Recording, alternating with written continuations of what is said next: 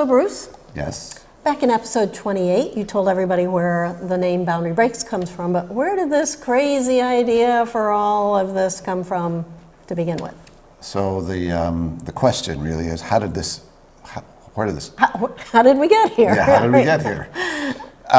Good question, but it started at a restaurant in Las Vegas, and that was a place that I will never forget. It was a restaurant called Lotus of Siam, and a friend of mine and I had gone there because we knew we were going to be in Las Vegas for a business event, right. Okay. and he said he had heard of this fantastic Thai restaurant in Las Vegas, and we had to go there. Was it big and imposing? No, it was quite the opposite. It was a little tiny place in a strip mall in a very, very nondescript part of Las Vegas, not near casinos or anything else.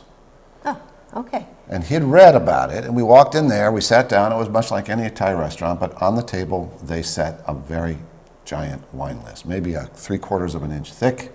We opened it up, it was all Rieslings. It was all Rieslings, wow. Pretty much all Rieslings, and I had not really had any Rieslings up to that point. Right. I opened it up, I picked one at random, and it was a magnificent, magnificent wine to have with that Thai food. And whose wine was it?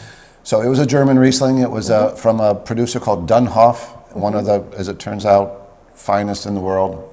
It was a slightly sweeter wine, what we would call a Spätlese. Right. And with spicy Thai food, it was just indescribably good. And Kind of like our 198 kind Reserve. of like our yeah. 198. We make our 198 Reserve Riesling as really an an homage. That is the homage to the Dunhoff Dunhoff experience at Lotus of Siam. Right.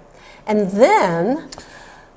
then later on, we went to Germany. And then we did. Right. We went to Germany. After we got this started, that whole dinner planted a seed in my mind. Right. And it really began to sprout when I was between careers and thought, all right, what's the last chapter in my professional life going to look like? Right. And I was in my early 50s, and I'd heard you could grow Riesling in the Finger Lakes. We're from this area. Right, right. And I thought, well, let's give this a go. Let's give this a try.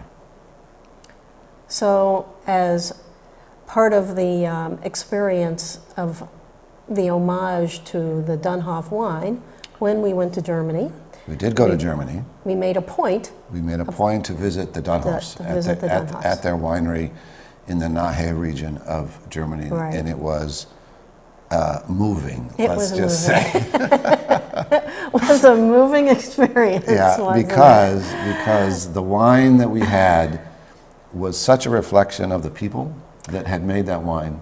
They were so gracious and generous, welcoming.